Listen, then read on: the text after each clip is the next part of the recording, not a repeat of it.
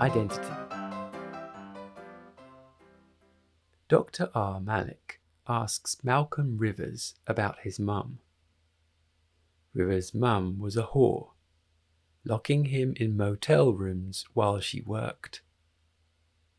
Rivers stands accused of murdering 6 residents of the Lakeworth apartments on May 10th, Rivers' birthday, 4 years prior.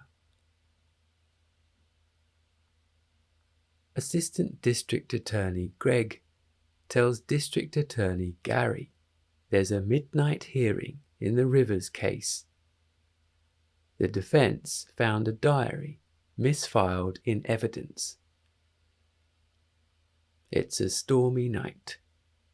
Larry's drinking alone, watching Wheel of Fortune behind the desk of a motel's reception, when George York bursts in carrying his wife Alice. Flashback to a burst tire when George is driving his family. George finds it was a stiletto heel. Flashback to hooker Paris driving, fumbling behind her for her Zippo lighter. The suitcase blows open in the wind, and clothes and a stiletto fly out. While George fixes the tire, Alice is hit by a limousine. Flashback to Ed driving Caroline Suzanne. Ed searches for her other phone battery, then hits Alice, who bounces off his windscreen. Ed pulls into the motel. Larry's phone isn't working, but St. Jude's Hospital has a 24-hour emergency, 30 miles east. Larry charges Caroline $30. She asks if it's nice, sliding a 50 across the counter. Larry says 8's very cozy. Lou and Ginny take Ed and Paris back to the motel, since Ed's car fell into a runoff. Paris asks Larry if they're still serving food. Larry's hostile. Ed learns Alice didn't pack a sewing kit. Rhodes arrives, telling Larry he's transporting prisoner Robert Maine. Ed has someone who could use an ambulance. Rhodes's radio fails, so Ed requests a needle and thread. Larry suggests the diner. Ed stitches Alice's neck. Larry opens 10. Maine is soon cuffed to the toilet. Rhodes compliments Ed's stitch job. Alice's pulse is shallow but steady. They should keep her comfortable. Caroline takes her phone outside, seeking a better signal. She's attacked, and blood spatters on the shower curtain she's using for the rain. Ed finds Caroline's severed head. Rhodes notices the key to 10. Maine's escaped through a window. At the midnight hearing, Judge Taylor wants to begin. The defense lawyer suggests waiting for Rivers. The justices called Taylor in the middle of the night to review a case he's already sat on and already decided. Taylor requests black coffee. Ed announces Caroline Suzanne was murdered, and Officer Rhodes's convict has escaped. Ginny feels unsafe and marches to the door, then is comforted by husband Lou. Ed wants Larry to come with him to help look for Maine. Ed tells Paris to stay and keep everybody calm. Paris learns Ginny and Lou have been married for 9 hours. Ginny marches to their room. She tells Lou she's not actually pregnant. She lied because Alison saw Lou at the Hawk with a girl. Lou says in the strongest terms that Alison likes messing with Ginny's head. Lou's banging on the bathroom door subsides. Ginny investigates and sees the shadow of a knife-wielding person. She quickly climbs out a window. Ed, Rhodes and Larry arrive to find Lou dead.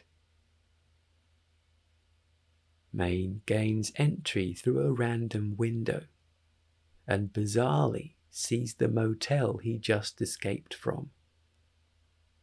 Ed and Rhodes overpower and restrain him.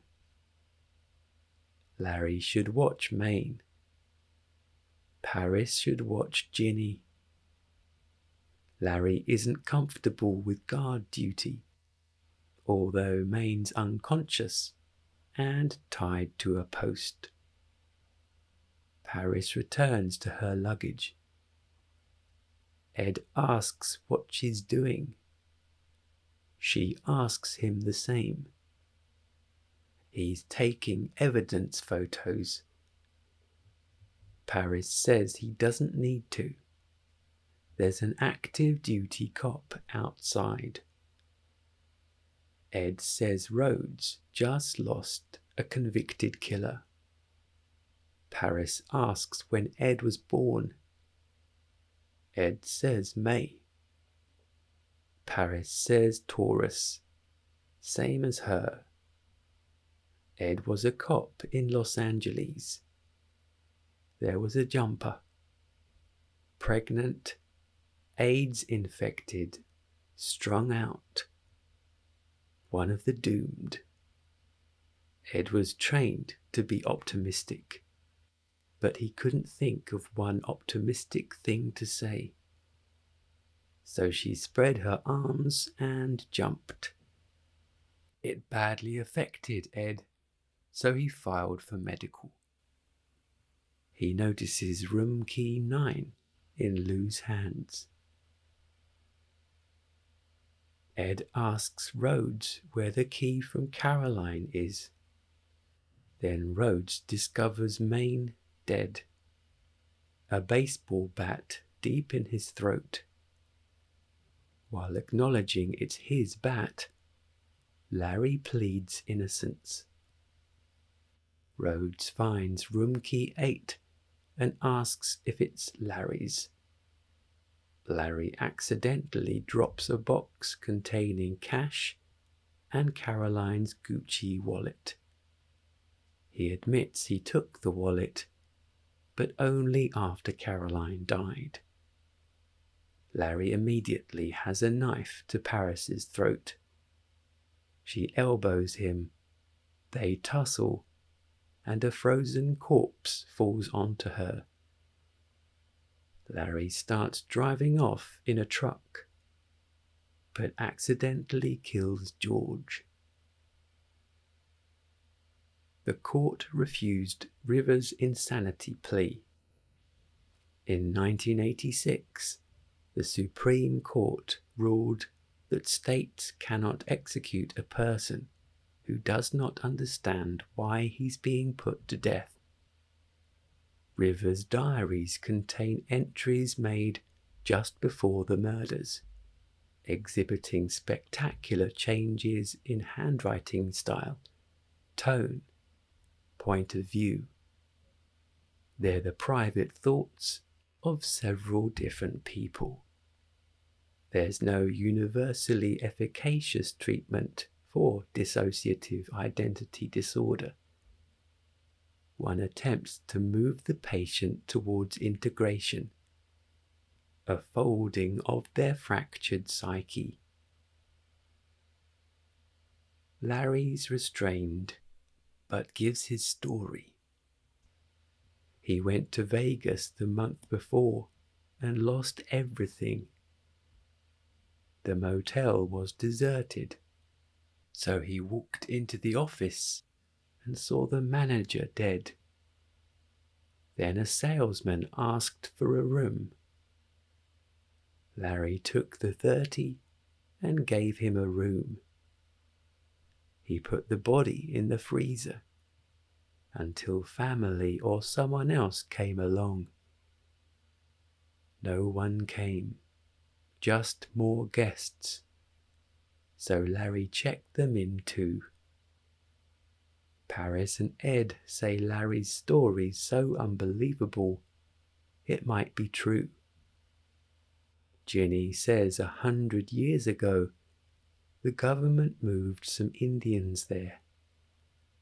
They all died of thirst. Rhodes says no one's gonna move. If they do, he'll shoot them. Ginny suggests all the guests are connected. Paris was going home to Florida. Larry was born in Florida, Polk County.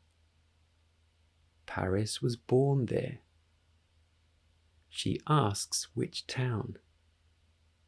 Larry says Mulberry. Paris says Frostproof. Paris found an orange grove for sale on the internet. 9 acres, 1,200 trees, limes and oranges. According to the realtor, the soil needs a few tills. Phosphorus, lanes need reading, but it's good land. Alice passes away. Rhodes finds room key 6 under her bed. Paris asks where 7 is. They reverse the truck and find room key 7 in George's pocket. Ed tells Paris she, Ginny and Timmy should drive away. Ginny's car explodes. Larry and Rhodes extinguish the flames, but there's nobody inside. They then discover all the recent corpses have vanished. Paris shouts what the hell do they want? She's turning 30 soon, and she just wants to grow oranges. Larry, Paris, Rhodes and Ed all realize they share the same birthday. The driver's license scans bear this out for the murder victims also. Ed says Ginny and Lou, Louisiana. Virginia and Louisiana. Caroline, Carolina.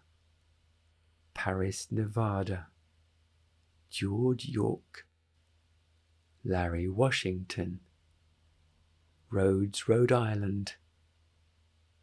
Ed looks at a map of the country and says Ed, Dakota. Ed's dressed like Malcolm Rivers. Malik asks where Ed's been. Ed was driving an actress and they got stuck at a motel because of a storm. People started dying and their bodies vanished. When faced with an intense trauma, a child's mind may fracture into dissociated identities. Rivers developed multiple personality syndrome. Edward is one of these personalities. Ed smiles incredulously. He sees Rivers' face in a reflection and asks, in the strongest terms, what they did to his face, asking why he's tied up and wrenching his restraints. Malik tells Edward they were all created by Rivers as a child. Rivers is undergoing a medical treatment which forces all his identities to confront one another. Malik says one of the personalities Rivers has met that night committed the murders 4 years earlier. He took control of Rivers' body and released an unspeakable rage. In 19 hours, Rivers will be executed unless Malik can convince Judge Taylor the killer is gone. Ed feels rain on his hand, now aware. Paris goes to Rhodes's car. The radio's destroyed.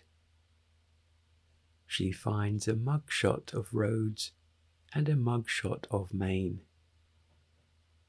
Flashing back, Rhodes stabs a prison transport driver to death through the seat. Rhodes then dresses in the driver's uniform. Paris discovers the corpse in the boot and can't find Ed or Larry. Rhodes demands the truck keys.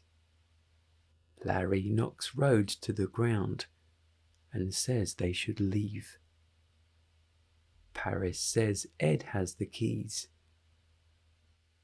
Rhodes kills Larry. Paris runs off and into Ed. Rhodes demands the truck keys. Rhodes and Ed fire at each other.